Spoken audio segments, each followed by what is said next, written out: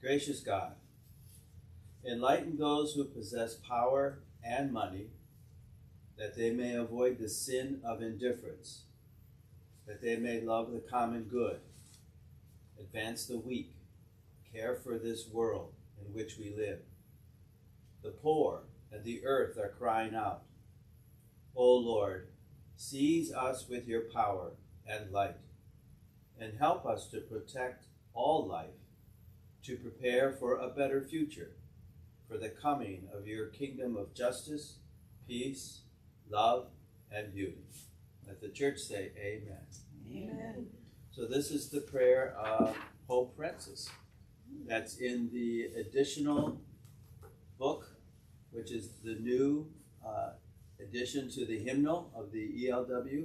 So it's called All Creation Sings, so it has new prayers, like the prayer of Archbishop Desmond Tutu is also right in here, along with other prayers that deal with the issues that all life faces, which is good. And then also new hymns, and some of them are also from different cultures. But it's we have this book that assists us in singing in the choir. We may sing some of these hymns as an anthem in the choir, because again, these are the church's addition. It's to keep the church reformed in regards to new songs, new prayers, new liturgy. There's also a Hispanic liturgy in this book, side by side with the English. So for those churches that are bilingual, they have now a hymnal that they can use for the language, because our church assembly is in New Jersey bilingual. So, You know we don't like to sing new hymns. well, that's why we start with the choir. Yeah. They start by singing it so that we get, oh, that's a nice hymn. Right. Maybe we could practice this. Because one of the things, I listen to a classical station, and one of their lines is, all music was once new. That means Bach's music was once new, Luther's music was once new. Any music that was created was once new. I listen to the classical because it's very old, but they also play not only the music from way back when, but also the new music that's being created, and new symphonies and new, so they're part of the classical tradition, but also exploring the expanding of music in different arenas, different instruments, and different approaches. And so I find this more like, wow, like the music class isn't over. You still have to learn. So I find it very, for me, exciting. So, generosity is God's mercy. And mercy means loving kindness. Loving kindness. So, introduction. In the first session of this 3-part Bible study on money, stewardship, and generosity, we discussed the good, natural, but also spiritual dangerous charms of gold and treasure in Scripture and in our lives. Within session 2, we explored biblical examples of stewardship, including Jesus' shockingly urgent call to manage, serve, and exercise accountability for all that has been entrusted to us by God. In our third and final session, we'll now consider God's generosity and how we can reflect that generosity, recognizing that we are simultaneously saints and sinners. We'll also examine some stories of how not to live our lives. We will find many examples of God's just, cheerful, and even playful generosity. This session could also have been titled, There's a Wideness in God's Generosity. Wildness. Oh, I'm sorry. Yeah, it is wildness. Thank you. It's good to have more than just 2 eyes. A wildness in God's generation. You know, see, because the hymn says wideness up here. And I just assumed that wildness was wideness. That's funny how your eyes play tricks. There's a wildness in God's generosity because divine generosity doesn't always fit neatly on this world's accounting spreadsheets. Speaking of God's generosity, I have a 3-year-old child, Kay, in my life. Kay is a worthy member of our family. He loves to eat, especially sweets. While we were out for a walk, giving his parents a much-needed break, he suddenly became hungry, so hungry. As we got out his carefully measured snack cup, I couldn't help noticing that the fruit puffs looked really good. Would you consider sharing one of those fruit puffs with me? I asked. Kay looked suspicious. Share his snack? He held a fistful of puffs up in the air. He looked up at the snacks and he looked at me. And then a miracle. Kay hands over not one, but the whole fistful of fruit puffs with a grin. We both laughed. God loves a cheerful giver, and so does this Oma, Grandma. Thank you so much, Kay, I say. You are generous. That was delicious. Share aloud or reflect. How have you faced change in your relationships? How have you faced change in your relationships? Well, you could talk about what we just talked about before we started the Bible study. Now, watching someone going from being your caregiver to now you are helping them more than they can help you at this time. That's my challenge right now.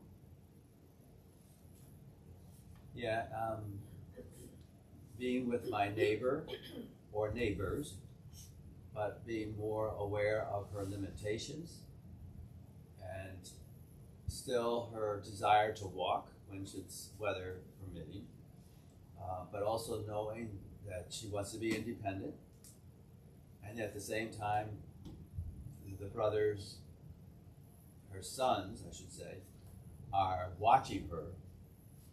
They're not around the block. One's in Chicago, one's in Colorado, but they are watching her. They can see her, and they have Skype, for the computer with conversation on a daily basis. So she can still live independently, but at the same time, they're caregivers for her, and then my assistants, since I'm right across the street, to assist her and be with her and assure her she's not alone. So, Well, I think you change in your relationships all the way through your life. I mean, you grow up with your parents, and your relationship changes a little bit when you get married and move on, and with your family, and then perhaps the death of a spouse, whatever it is. It just seems to me that the relationships change how you interact with all that all Yes. the way through your life. yeah.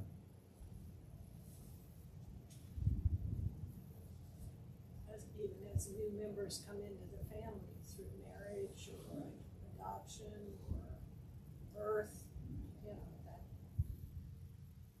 go from being the grandchild to having to share that Title. title with a bunch of others. Yeah, my sister and my brother-in-law, they have their first grandchild. And of course, all the attention goes to that child, grandchild. And then when your children grow up, being able to let go, Right. but still be there. Yeah. In what ways did changes to yourself or changes to others impact these relationships? I think we just talked about that. Yeah. We move into different roles as we mature. And our health issues, what we can do, what we can't do. And then also putting boundaries, how much can I do? And distance. Yeah, and distance. We're not all in the same neighborhood anymore. We're spread out. Yeah. And then how do we communicate? How do we stay connected? In that way, yeah.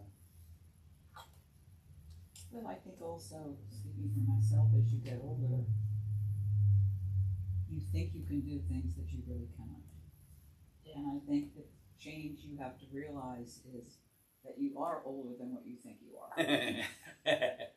And that impacts how you really think of yourself in relationship to others.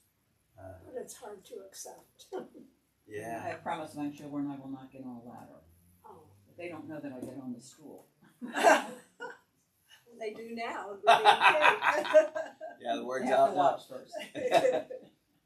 But I do think. I grab the railing when I go up the steps. Oh, absolutely. My sister says, you gotta grab that railing. Start practicing now. Exactly. Don't assume that you can just go up those steps. So I said, yeah, maybe that's a good idea. Yeah, because it's always a little slip sometimes, or I didn't count all 17 steps. Mm-hmm. Especially when Judy came down the steps and she missed the last one. Oh, really? And she fell here in the church. Yeah, Up on the landing though, where at least there was carpet. It wasn't onto the flags. Recently? Yeah. Yeah, it was about a month ago. Yeah. She's better now. But still. And then that's why they say counting the steps reminds you, is this the last step? So that you're prepared to. Otherwise, if it's not, look around. We can't assume that we're where. You think you're on the life step. Right. Oops. Oops, didn't see that coming, you know? That's the truth. Generosity 101, cleaning. Oh no, it's gleaning. Oh my gosh. You know, it's not that small print, but whatever. So we got Leviticus 19, 9 through 10, Deuteronomy 24, 19 through 20, and Luke 6, verse 1. Who wants what? I'll take Luke. I have Leviticus. Okay, I'll get Luke. Unless you want it, Mary Jane. You want it, Luke? I have Leviticus. You have Leviticus too? When you reap the harvest of your land, you shall not reap to the very edges of your field, or gather the gleanings of your harvest. You shall not strip your vineyard bare, or gather the fallen grapes of your vineyard. You shall leave them for the poor and the alien. I am the Lord your God. Don't grab it all. Leave some there. Who has Deuteronomy 24? I think. Genesis, Exodus, Leviticus, Numbers, Deuteronomy. I got Luke 6, 1. You got Luke 6, 1. 24. I have it. I'll have to find it first. When you gather your crops and fail to bring in some of the grain that you have cut, do not go back for it. It is to be left for the foreigners, orphans, and widows, so that the Lord your God will bless you in everything you do. When you have picked your olives once, do not go back and get those that are left. They are for the foreigners, orphans, and widows. And then in Luke chapter 6, verse 1, one Sabbath, while Jesus was going through the grain fields, his disciples plucked some heads of grain, rubbed them in their hands, and ate them. In session 2, we talked about tithing, giving 10% or a systematic, proportionate part of one's income to church or charity as training in stewardship. As we begin our third and final session, I argued that gleaning is training in generosity. Unlike tithing, where the amount given is a set proportion of one's resources, gleaning provides an amount that is not so clearly defined. In the Bible, gleaning involves 3 actions, or rather 3 non-actions. 1, plant, but don't harvest the margins of the fields. God allows landowners to freedom to decide for themselves the exact width of those margins. 2, don't pick up every last bit of grain or fruit that falls to the ground. 3, make only one sweep through the fields and leave the latter ripening fruit and grains for others. The leftover harvest is there for the taking. It is especially meant for the poor, the foreigners, literally the alien or the stranger, and not only those with the right kind of visas. Oh boy, that touched a nerve. The orphans, literally the fatherless, today we might think of one-income families or those who with no inherited wealth, and the widows, including in today's world single people with little family support. These are all people who most likely didn't own land or other capital resources. Gleaning gives them the dignity of gathering food on their own schedule, using their own initiative, and all without anyone asking whether they are truly deserving. Note that the poor, quote unquote, is not narrowly defined. The food on the margins is there for anyone, including the late to lunch, the person lost on the path, and the laborer walking home after a long day's work. I like to think, although scholars debate this, that Jesus and his disciples were gleaning that day when they got in trouble for working on the Sabbath. There's a wideness in God's mercy that transcends strict property rights and tracking down every last grape. Admittedly, I am uncomfortable with that. I like to measure things. I like to optimize. I like clear boundaries. I like to get the most bang for my buck, leverage my time, parcel out my talents. But allowing room for gleaning is something else. Gleaning is messy. It is small.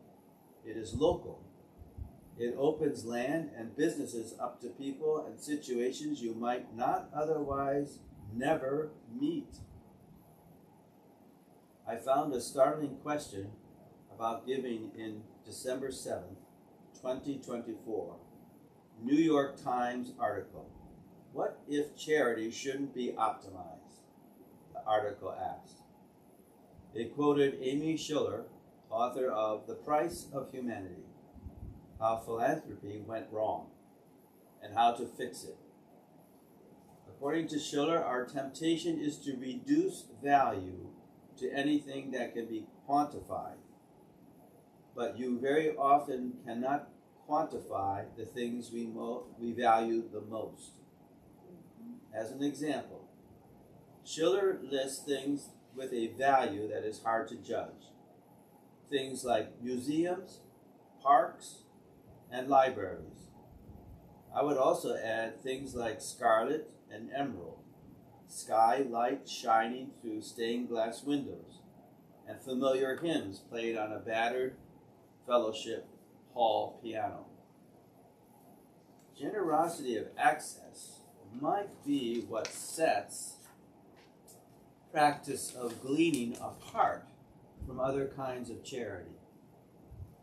Human beings need straightforward gifts of food and money, yet humans also need access to the various fields of life, education, beauty, and social and spiritual community. Number 3, how does gleaning differ from, yet complement, straightforward charitable giving? Are both kinds of generosity important to life in God's kingdom? How so? I think I learned this from you, Christmas Carol. So when they come to the food pantry, do they go and pick out their food? No. You have. We have a set list that we give. Already packed bags. Okay. It's already packed for them, but they can ask for other things like cake mix, syrup, salad dressing. When I was volunteering there, sometimes people would say, I can't eat that. Or and people go through their bags and there's certain things they can't So have, then and then they'll find something else. they'll give it back to us usually. Okay. Good. You know, when you think about the Bible verses that we read, and you leave margins in the field, to me it indicates that the owner, the person who's got the best, and left the rest for the orphans so that they did not get the best food. When I think about it, it's kind of like Leftovers? making brownies and you cut out the middle for yourself and then leave the edges. Now, some people like the edges better because She must be another cook of brownies, don't you think? But I understand what she's saying, but also in my mind I'm thinking, they're not getting the best; they're getting the leftovers. They're not getting the first fruits. Exactly. Yeah. But they're getting something. They are doing something. And the reason I asked about, I think there are some places where people will go to the food place and pick out the food that they need. They can do that at the food bank. I was going to say at the food bank they can do that. I knew at one time, I don't know if they still do it, but they used to have trucks that would go to. Yes. Sites? I know Ventnor and people would go and be able to pick out what they wanted. I think at Grace, I think Grace, they allow them to pick what they want. what they want, but I think there's also like how much can you pick? Right. I think they have to have the numbers, but you still get you have the dignity of picking your food out rather than someone giving it to you. Yeah. And there's a dignity here to pick up the grapes or olives, or pick up the wheat or whatever whatever is growing, and then that way you're harvesting your own food. You're not getting someone's not doing this for you, but it's available to you. But then you have responsibility to do it at your time, at your leisure, and when you can do it, and do it. But I think that's even amazing that, like for a widow, and also knowing their ability to are they able to pick that up? I was thinking of Ruth and Naomi. Ruth is the one that would do the cleaning for Naomi. Naomi couldn't do it. And then from there on, she was gleaning in the kinsman field. So there's an opportunity here for Ruth, because it was a relationship that Naomi was aware of. But at the same time, and then Ruth was not Naomi returned to her homeland, whereas Ruth is the immigrant. She's not from the homeland. She's the alien. She's the alien and the stranger, yeah. She doesn't belong in this area. But it's through her that we have Jesus. Right? That's part of it's the human trait right there. There you go. It's amazing how God chooses to come about in the world. Number 4, the following are some examples of modern day gleaning. What other kinds of gleaning have you seen or personally experienced? Which of these examples or other kinds of giving do you think best reflect God's generosity? Apple orchards? Leftover apples? We've had that happen here. People have brought in zucchini or tomatoes, some extras, and put them right here. Even some flower bulbs, iris bulbs, that even put in at the parking lot garden. Yeah, take them. Yeah. Those little book boxes that you see on some blocks. Yes. Where people put the books in and say, take one. And recently they've been doing mini pantries where you can take or put it in, and they're similar to those book boxes, but I've seen that on the news. Wow. During the summer there is, I haven't seen it this year, but in past years, somebody must have a big garden around here, and they give extra produce, and we don't have it right now, but we have a take cart, which it's mostly things that have expired, but they're still good. Yeah. And that's where we put like extra tomatoes, potatoes, things like that, and people can, when they come into the food cupboard, they can take whatever's on that card. We do that with fruit also. Sometimes people donate oranges or apples. Yeah. Oh, that's wonderful. And the food cupboard is, you know, you can get your free turkey now if you spend $300 at the grocery store. Well, It's 400 now. It's probably 400. At ShopRite it's 4. it's 3 at Acme because I just signed up for it. And you can take them over. If you're not gonna use them, take it over to the food cupboard Yeah. because they have freezers and that can go out to a family, so, you know, I've also, when we would do the Thanksgiving dinner and we wouldn't eat all the turkeys that people would donate, took them over to the mission because they could. That's sponsor great. food. So That's that's wonderful. gleaning, I think. Yeah. The food cupboard does the same thing when they get big donations, or there's many times when other cupboards need stuff. I mean, we've gotten a lot of, I was there on Friday, and we've gotten a lot of donations, so if other cupboards need things, we share, so. That's good. That's good. Networking, how important it is to connect with each other in regards to meeting the needs of the community. Number, I guess this comes underneath. Which of these examples or other kinds of giving do you think best reflect God's generosity? Okay, you want to read those, Elaine? One dot at a time? Are we back underneath? A neighbor reflects. We did that Yes. one. A business owner posts a sign on a pile of excess wooden pallets, free. I've seen I've that. seen those, yeah. I don't know who picks them up, but. Someone who wants to buy wood. I guess, yeah. A secondhand store offers entry-level paid employment. Yeah, sometimes people look for people to work.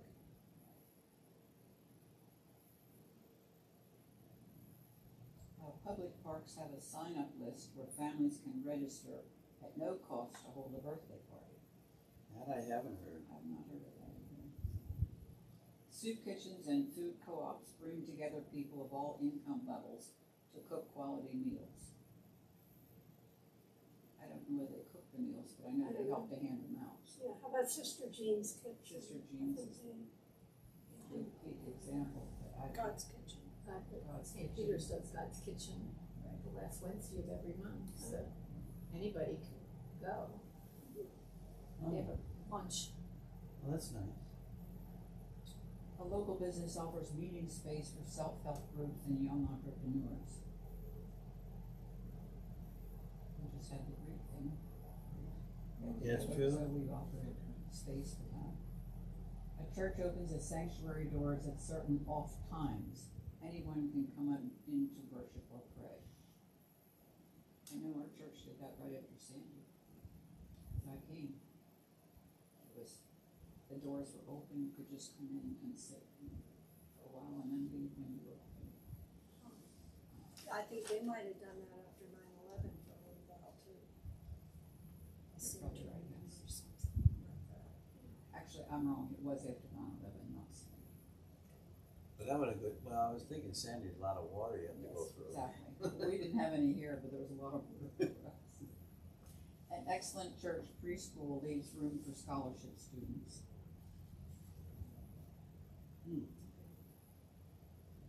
I was out for lunch yesterday and we commented on the fact that there were so many people there. And the owner said, we're giving free breakfast to any veteran. So I thought that was. Yeah. I talked to a veteran yesterday, and the restaurant was all free meals to the Applebee's. Free for and their spouses, a free meal after the ceremonies. So I said, well, that was very generous, very Yeah, absolutely. yeah. It shows such empathy and generosity. Well, I read that, I guess I saw it online, Varsity Inn and a couple other restaurants locally are giving free lunches, I think, to children. Yes, if the parents have a SNAP card, Oh, good. so it's a way to make sure the parents, make sure the children. Yes. Oh, that's good. That's so encouraging. It's like when a door closes, a window opens up. That's a good response from the community to assist. But I read something very interesting yesterday, about, a lot of people think that churches should be the people who give the money, who give the resources, instead of the government giving out SNAP cards. Churches should be doing that. But this, I thought, was just very, very, very interesting, and I never really thought of it, and I don't want to misquote it, so, let's see if I can find it really fast.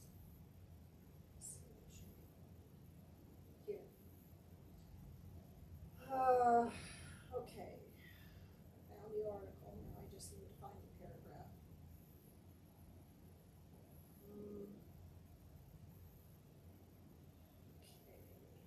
Yes, all of that stuff. It's in bold, so I'll be able to pick it up here pretty quick.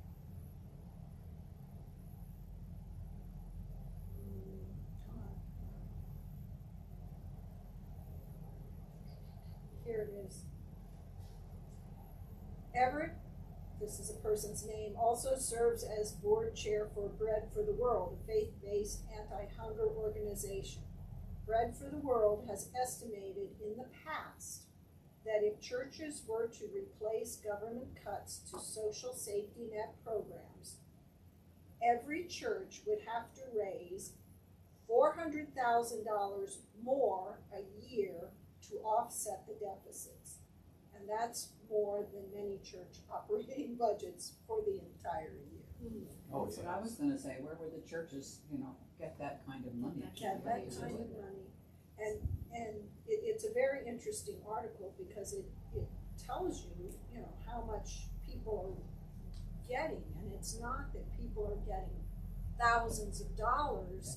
A family is getting thousands of dollars every month in SNAP benefits. That's not so. It's a small amount. They get small amount. But can you imagine if this was like, okay, churches, you've been, getting extra donations and, SNAP people haven't starved in the street so far. But to sustain something like that over a long period of time, $400,000 a year by each church. Crazy. Well, I guess you could Impossible. say we are kind of solving that problem by having all churches come together to do the food cupboard Right. and close it. But even our budget is only 100,000, only, but it's 100,000. Yeah, we depend on Huge generous amount. Generous people. donations. And Ocean City people are very generous, Yeah, once they hear about us. once they know. I mean, there was an interview with a lady on television who said she had 32 cents left after she tried to get some. She said, I don't know how I'm gonna. So I'm thinking 32 cents, and when was the last time you had only 32 cents? Maybe before you went to the bank or whatever. Yeah. And no credit card. Yeah, no credit card, no credit. That wouldn't help Well, because you and have to that- have money to pay for the credit card. But even if, let's say you did have a credit card, that puts you in the hole. Yeah. Because those groceries are now costing you more because you probably can't pay the full bill at the end of the month. So, yeah, then you're paying interest on it. So you're going in the hole using Yeah. a credit card.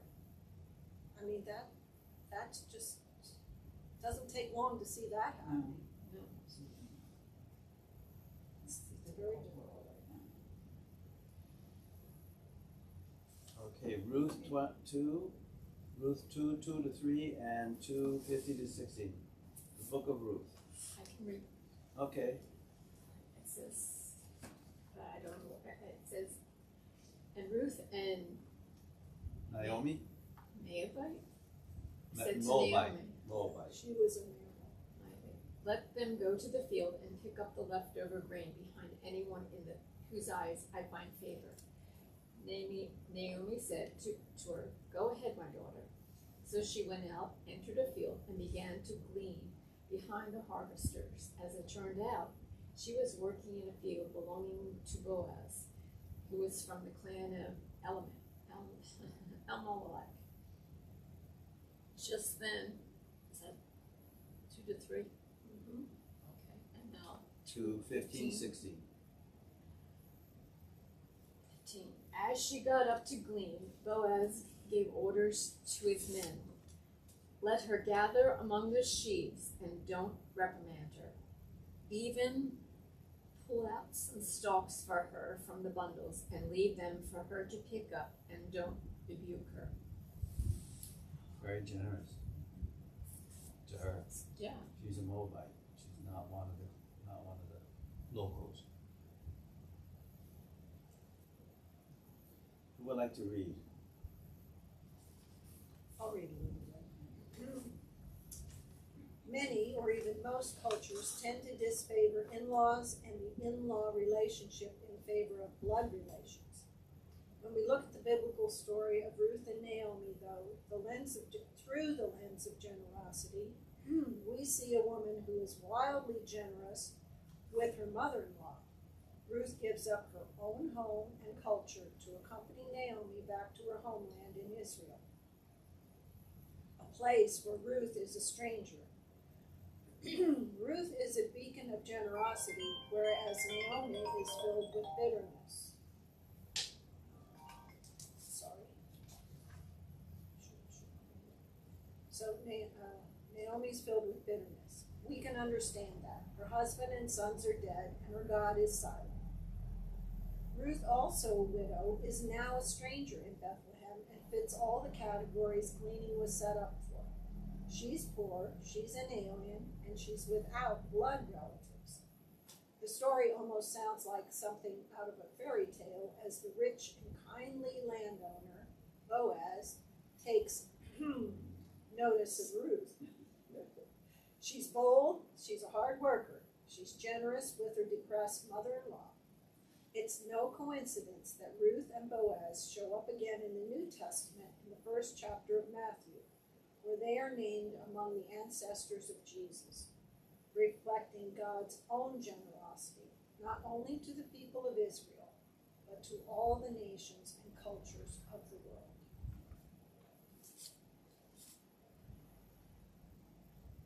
When have you been generous with an in-law? When has an in-law been generous with you? I think, well, at least my uncle was generous to my dad, because that was a brother, to help him become part of the electrician, a business. So it was my uncle's starting the business and then bringing my dad on board, and then bringing the other brother aboard, Lewis, because he was always working in the farmland. He would work in the gladioles, cutting those gladioles in the summertime and making sure they all got sent to the garden shops or wherever they had to go. But he was always working in the gardens, and that's hard work. The land, and then harvesting and doing all that. But then in the wintertime, that business, there's no more business. It's all during the growing season. And then you had to find some other kind of work. So eventually he couldn't find enough work, so he was just taken on by the family, trained to be an electrician. But he'd start off by learning the trade, by getting the tools, getting the merchandise, getting to know that first, and then from there start learning how to put the boxes in, pull the wire, what kind of size wire, and this is for the house, this is for a business. He would learn all that. And then when I was home for the summertime, I either worked with either Uncle Louie or with my dad. I didn't have to work with Uncle Jimmy, and I'm grateful for that. Uncle Jimmy was not a very quiet man. If you didn't like something, everybody heard about it. He was loud. He was outspoken, but he was Uncle Jimmy, so that's the way he was. But at least I could see that taking care of each other, because they grew up on a farm, but then when their father died in a hit and run car accident, they lost the farm, And then eventually, the eldest, which is Jimmy, Uncle James, he's the one that they became electrician. Then my dad came in, and then Uncle Lou came. So they took care of each other. You know, of course, they says they never thought in their whole life they were going to be working together. Our dad. So, well, that's a way of called God has surprises for you. You still get to be in the family and work in the family. So that's a way to help out with regards to a job, and then take care of your family so that they can take care of their families, so that they had enough to eat and take care of the utilities and all that stuff. So look out for one another. Yeah. I have a wonderful mother-in-law. Oh my gosh. You could not have chosen. She was warm, she was welcoming, she would do anything to kind of smooth the way for you, because I didn't grow up here, and she was familiar with Ocean City, Philadelphia, and there wasn't anything you could ask from her that she wouldn't do. Just wonderful. My mother-in-law also, you hear these terrible mother-in-laws. I don't relate to them. I don't either. My mother-in-law was really wonderful. My mother-in-law lived with us for 13 years. So there were ups and downs. Well, that's to be expected. Yes. But it was a good experience. At least she was taken care of. And that shows, again, generosity, kindness, family, taking care of family. You know, when she lived with us, it was very easy to blame her for certain things. Like, all of a sudden, the cereal is gone. And I said, I don't know how we've eaten this much cereal, but Jack would always say it's gone. Well, when she died, I realized, it wasn't my mother-in-law at all, it was my husband. Blaming it on his mother. Oh my God! Oh my God! Small things, not anything. Yeah. Isn't it funny how you get sidetracked because someone said something? Yeah. That's so true. That is so true. Well, it's not easy to be a mother-in-law. No. It is difficult because you might just assume, well, sure. I mean, you know, they like my son, my daughter, they'll like me.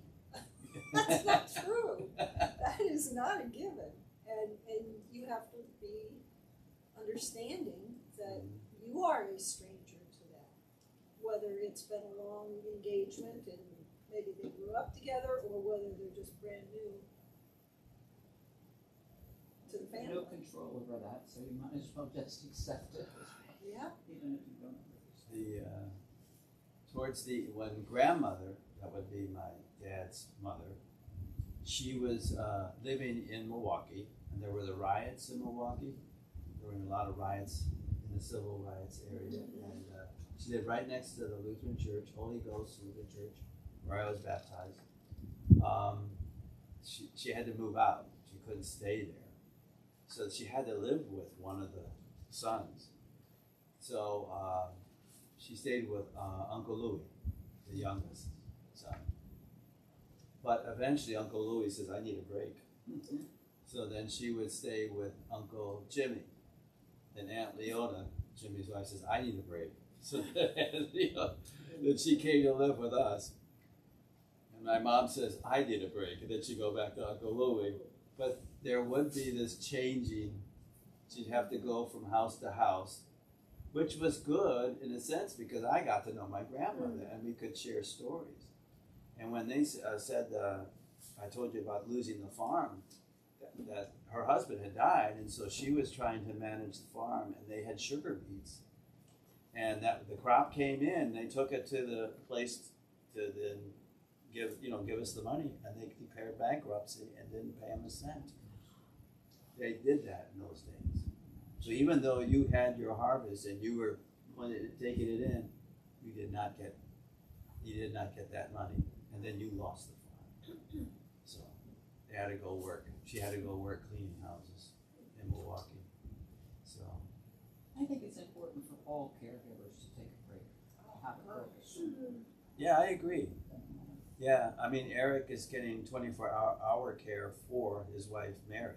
She's home from the hospital, but it's to take care of her, but also take care of him, because he's still got the boot on with his foot surgery, or leg surgery, so he's recuperating. He's on his feet too often. But nevertheless, he's taking care of himself and his wife as they continue to take time to be together in this time.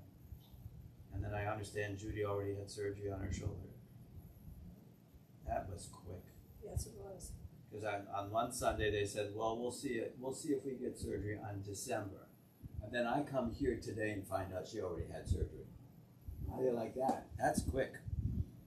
She took care of it. Which She has is somebody taking care of. Well, Lee, this is Judy Funk. Oh, Judy Funk. yeah. I was thinking Judy. I'm sorry. No, I got you. It's fine. I just figured. That's right. There are one Judy. Oh well, it happens You sometimes. talked about Judy falling, and I thought maybe she fell. Oh yeah, that's true. That's true.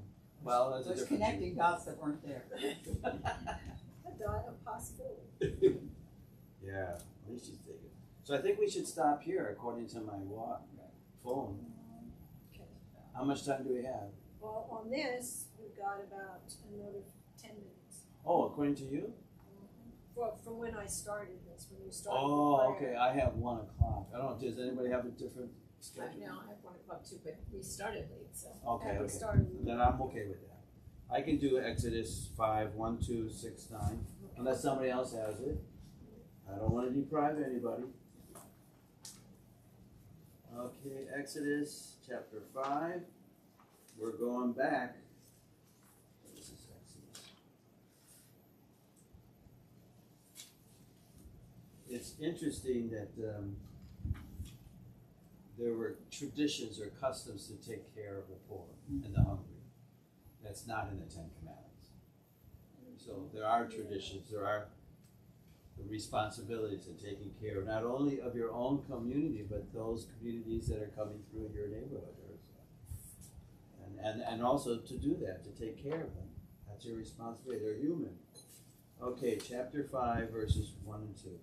Afterward, Moses and Aaron went to Pharaoh and said, "Thus says the Lord, the God of Israel, let my people go, so that they may celebrate a festival to me in the wilderness." But Pharaoh said, "Who is this Lord, that I should heed him and let Israel go? I do not know the Lord, and I will not let Israel go." Okay, verses 6 and 9. That same day, Pharaoh commanded the taskmasters of the people, as well as their supervisors, "You shall no longer give the people straw to make bricks, as before. Let them go and gather straw for themselves. But you shall require of them the same quantity of bricks as they have made previously. Do not diminish it, for they are lazy. That is why they cry, 'Let us go and offer a sacrifice to our God.' Let heavier work be laid on them. Then they will labor at it and pay no attention to deceptive words." Wow. He thought that was deceptive words. In other words, he said, Moses is lying. You want to get a break. They're just lazy. They're lazy, that's right. We'll take care of that. Who wants to read? I will. Okay.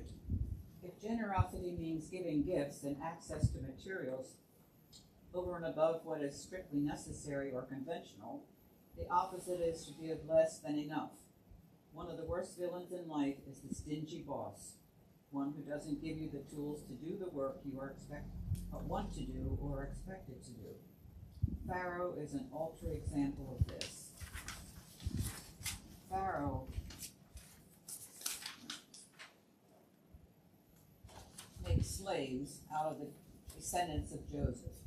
In Pharaoh's eyes, human lives are valuable only for the bricks they can produce. When the Hebrews asked for time off for worship and celebration, he not only denies their request, he also gives them fewer materials to work with while demanding the same amount of product.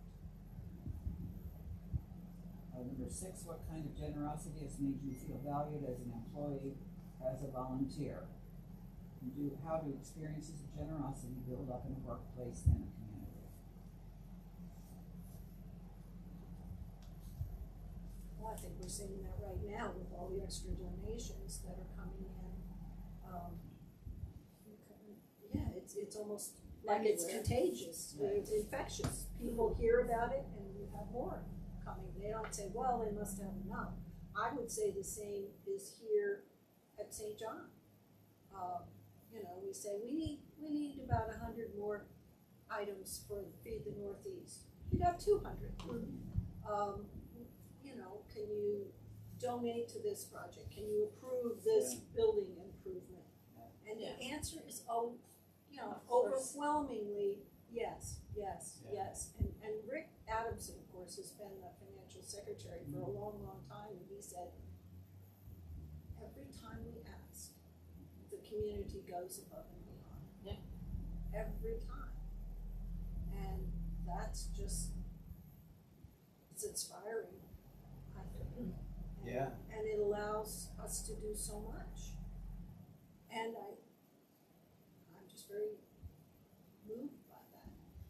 Yeah, it makes me feel grateful, thankful. God is at work in the hearts of those who are able to be generous. And it makes me feel that the people that were meeting their needs, we have not held back, but we're giving more. So it's very generous, it's very kind. It's very, Years ago at the food cupboard, when we didn't have as much money as we have right now, we always said God will provide, and God always has, every year. And I think the same is true here. You know, for some reason, people step up and go because they have that inner feeling that God will provide. And once that wheel starts rolling, right, it just seems to perpetuate. A lot of the people that we give to are so appreciative. Like we had 2 new people last week come in on Friday, and the one lady, when she saw what we gave her, because she was a family of 3 or 4, she sat there and she cried. She said, "Oh, I can't believe all this food that I'm getting," and it's just amazing. yeah. That just makes you experience what people are afraid of, but at the same time, then overwhelmed that they're going to have enough. They're going to eat. They're going to be satisfied. Their tummies are going to be full. You know? On the Some of these opposite people- side, I was gonna say, some of them have not been in this position before, No. probably. And I've seen this, especially in this past year, people who have never done this before. You know, they almost are embarrassed that they're coming there. Exactly. I think on the opposite side though, when they talk about doing more work with less, I think that's happening so much in Yeah. companies now that, you know, 1 employee is being asked to do what 2 employees did Yeah. before. Yes. And so I think that's the other side of the coin right now. We do have people who are having to work more, and I don't know whether they're more appreciated or not. No. My feeling is no. No, I don't think so. I think they're getting overworked, Right. I and think their health is Right. and then their ability to even relate to their family. They're not able because their work is just draining them. It's taking more and more of their energy. Especially if the boss uses the idea that, well, be grateful you have a job. Right. We downsized, you still have a job, so just, I don't want to hear you complain. that's right, Yeah. that's right, keep your comments to yourself. Or Because, you don't have to stay here. You know. yeah, there's 3 other people that would take that Will job. take your job at even a lesser pay. Well, and the pay isn't always, and that's a carrot on a stick for a lot of people. I know I have a niece that she was gonna graduate college and she had this 6-figure job waiting for her. She lasted 6 months. It was, you have no life. You have to always be Yeah. on call. And it's not like she was a nurse or a doctor or a firefighter. It was for some company who said, we'll pay you a lot of money. And so she took the offer. Sure, I'll make a lot of money in a short period of time. It wasn't life, you know, and then she's talking about these other fields of beauty and music and art, and no time for that. Right. So, can be a dangerous kind of thing. Yeah. Before we finish, I have a little housekeeping. I can't come next week, so I'm wondering what the schedule is for Thanksgiving. Are we meeting before Thanksgiving or not? That's a really good question, and I'm glad you brought it up, because this, Is we're making good progress. Yeah. We're making really good Yeah. progress. Because I was hoping we could be finished after the first week in December. I didn't want to get that close to the Christmas holidays. Yeah. So what does everybody else think about availability? Maybe you wanna wait and see how far you go next week, or? Because that's still the week before Thanksgiving. Let's see how far we get then and Okay. make a determination. Is Okay. that okay with everybody? Yeah. Thank you for bringing that up. Thank you. Yeah. But we can stop there. So And we you can always take this home and read ahead Right. and write the answers. Write the answers down. Well, or like Carol, mark the places. I know. Exactly. That's what Elaine did very, too. She Very said, good. I got everything marked in the Bible. I read ahead. I said, oh, that's so clever. Why didn't I think of that? Yeah, we're making good progress. Part of my thinking is, I'm not going to do all of this. We're going to share this. You should. Yeah, because after a while the voice retires out. It's called share. Share. Share, share, share. Share the load. Divide the grief, share the joy. Amen. Amen. Well, this is called Prophets of a Future Not Our Own. It helps now and then to step back and take a long view. The kingdom is not only beyond our efforts, it's even beyond our vision. We accomplish in our lifetime only a fraction of the magnificent enterprise that is God's work. Nothing we do is complete, which is a way of saying that the kingdom always lies beyond us. No statement says all that could be said. No prayer fully expresses our faith. No confession brings perfection. No pastoral visit brings wholeness. No program accomplishes the church's mission. No set of goals and objectives includes everything. This is what we are about. We plant the seeds that one day will grow. We water the seeds already planted, knowing that they hold future promise. We lay foundations that will need further development. We provide yeast that produces far beyond our capabilities. We cannot do everything, and there is a sense of liberation in realizing that. This enables us to do something, and to do it very well. It may be incomplete, but it is a beginning, a step along the way, an opportunity for the Lord's grace to enter and to do the rest. We may never see the end results, but that is the difference between the master builder and the worker. We are workers, not master builders, ministers, not messiahs. We are prophets of a future, not our own. Amen. Amen. It always lies before us, but we do the work now to provide for those before us. And Amen. after us. Or after us, I should say, yes. Thank you, Pastor. Yes, Thank thank you, you. everybody. We'll be back next week then.